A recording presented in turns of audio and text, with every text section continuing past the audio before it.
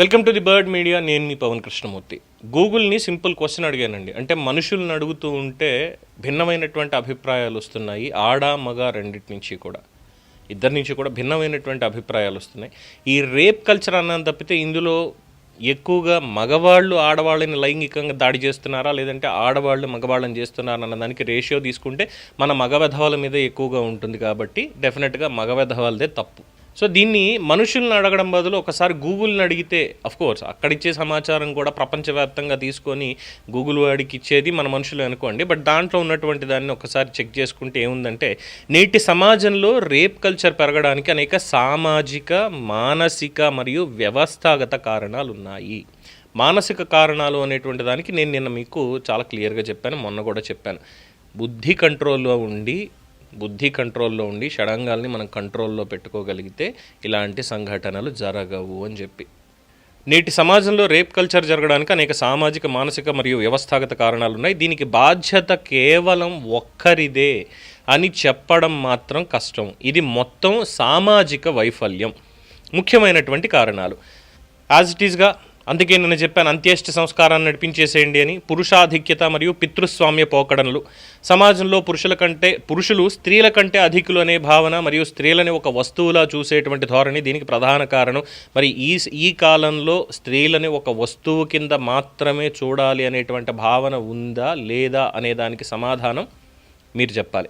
ఇక రెండవది, బాధితులనే నిందించడం, విక్టిమ్ బ్లేమింగ్. ఒక నేరం జరిగినప్పుడు నిందితుడిని కాకుండా బాధితురాలు వేసుకున్న బట్టలు, ఆమె తిరిగిన సమయము లేదా ఆమె ప్రవర్తనని తప్పుపట్టడం వల్లే నిందితులకి ధైర్యం వస్తుంది. అంటే ఇక్కడ ఎలా అయిపోయిందంటే పరిస్థితి, ఎస్ ఒకటి జరిగింది అనగానే ఆ అమ్మాయి ఇప్పుడు ఆ బట్టలు వేసుకుని వెళ్తే ఎందుకు రేప్ చేయాలి వాడు? ఆ అమ్మాయి ఆ బట్టలు వేసుకుంది కాబట్టి రేప్ చేశాడా? వాడికి కోరిక పుట్టింది కాబట్టి రేప్ చేశాడు. అలాగే వైస్ వర్సా. ఇక్కడ కూడా ఏంటంటే, ఇక్కడ మనుషులను మాట్లాడుతున్నా నేను, స్త్రీలు పురుషులను తీసుకురావట్లేదు. ఫలానా వాడు అమ్మాయిల కోరికలు ఉండవా? దీనికి సమాధానం మీరే చెప్పాలి. అంతకుమించి నేను పొరపాటు మాట నేను మాట్లాడను. తరువాత ఇక్కడ తప్పుపట్టడం అనేది, విక్టిమ్ బ్లేమింగ్ అనేది చాలా విషయాల్లో జరుగుతుంది. కేవలం ఈ లైంగిక దాడులు జరిగినప్పుడు మాత్రమే కాదండి, చాలా విషయాల్లో జరుగుతోంది.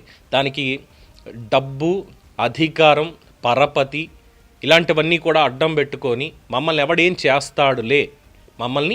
చేస్తాడులే అనేటువంటి తత్వం మనుషుల్లో ఏర్పడడం వల్ల తప్పు అమ్మాయిల వైపు నుంచి ఉన్న, తప్పు అబ్బాయిల వైపు నుంచి ఉన్న విక్టిమ్ బ్లేమింగ్ అనేది జరుగుతోంది.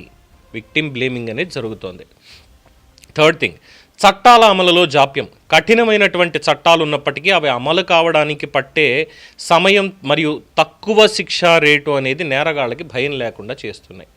ఇది వాస్తవం కాదా? మాట్లాడుకోవాల్సినటువంటి అంశం ఇది ఒకటి కూడా. తర్వాత అశ్లీలత మరియు మీడియా ప్రభావం.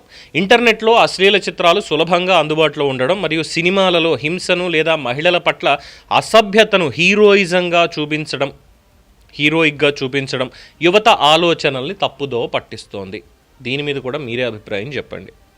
ఇక ఐదవది, ఈ మాట అంటే చాలామందికి మరి కోపాలు వచ్చేస్తాయి, డౌట్ అయితే లేదు. సరైన పెంపకం లేకపోవడం. చిన్నతనం నుంచే అబ్బాయిలకి మహిళలను గౌరవించడం అంటే కన్సెంట్ అంటే ఏంటి, సమ్మతి అంటే ఏంటి అనేది నేర్పించడంలో కుటుంబాలు మరియు విద్యా వ్యవస్థ విఫలమవుతున్నాయి.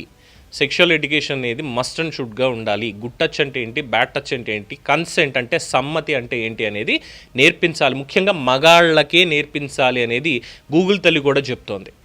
సో మగాళ్ళదే తప్పు, ఆడవాళ్ళది ఎటువంటి తప్పు లేదు. వాళ్ళని ఇందులో పొరపాటును కూడా అనడానికి లేదు.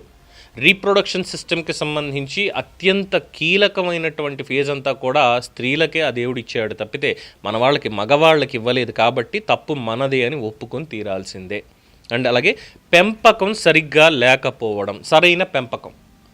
ఈ సరైనటువంటి పెంపకం అనే దానికి మనుషులనే అంటాను తప్పితే నేను ఇక్కడ మళ్ళీ జెండర్ ఈక్వాలిటీ అనేది నేను తీసుకురాను. జెండర్ గురించి నేను మాట్లాడను. కేవలం ఇక్కడ గూగుల్ చెప్పినటువంటిదే, సరైనటువంటి పెంపకం లేకపోవడం చెప్పి కంక్లూడింగ్ పాయింట్ చెప్పింది ఏంటంటే, ఇది సమాజము, కుటుంబ వ్యవస్థ మరియు ప్రభుత్వాల ఉమ్మడి వైఫల్యం. రేప్ కల్చర్ పెరుగుతోంది అనడానికి కారణం ఎవరు అంటే సమాజము, కుటుంబ వ్యవస్థ మరియు ప్రభుత్వాల ఉమ్మడి వైఫల్యం. తప్పు చేసిన వారిని సామాజికంగా బహిష్కరించకుండా బాధితులను చిన్నచూపు చూసే ప్రతి ఒక్కరూ కూడా ఈ సంస్కృతి పెరగడానికి పరోక్షంగా కారణం అవుతున్నారు. దీనిని అరికట్టడానికి కేవలం చట్టాలే కాదు, మనుషుల ఆలోచన విధానంలో మార్పు రావాలి. వేధింపులకు గురైనప్పుడు సహాయము లేదా ఫిర్యాదు చేయడానికి ప్రభుత్వం అధికారిక వెబ్సైట్ని కూడా సంప్రదించవచ్చు, హెల్ప్ లైన్కి కాల్ చేయవచ్చు. చట్టాలు మారాలి, చదువు మారాలి. చట్టాలు, చదువు, కుటుంబ వ్యవస్థ అన్నీ కూడా మార్పు చెందుతూ రావాలి. పెంపకం సరిగ్గా లేదు అని చెప్తున్నారు. ఈ పెంపకం సరిగ్గా లేదు అన్నదానికి చాలా విస్తృతంగా చర్చ జరగాల వద్దా? ఎవరిని సరిగ్గా పెంచడం లేదు, విలువలతో పెంచుతున్న విలువలు దాటి వెళుతున్నది ఎవరు, ఎందువల్ల? ఇది సమాజానికి తెలిసి అండ్ యాజ్ ఇట్ ఈజ్గా చెప్పేది లాస్ట్ అండ్ ఫైనల్గా ఒక్కటే వచ్చేది. అది గూగుల్ చెప్పినా, మీరు చెప్పినా, ఇంకొకళ్ళు చెప్పినా సరే, నా బుద్ధి వంకర లేకుండా, నాకు వికారాలు లేకుండా ఉన్నంతసేపే నేను కంట్రోల్లో ఉంటాను. నేనని కాదు, సమాజంలో ఉన్న ప్రతి ఒక్కళ్ళ గురించి ఇది. సమాజంలో ఉన్న ప్రతి ఒక్కళ్ళ గురించి వాంఛలు అనేటువంటివి కంట్రోల్లో ఉండాలి. దీని మీద మీ అభిప్రాయాన్ని కామెంట్స్ రూపంలో తెలియజేయండి. చూస్తూనే ఉండండి ది బర్డ్ మీడియా.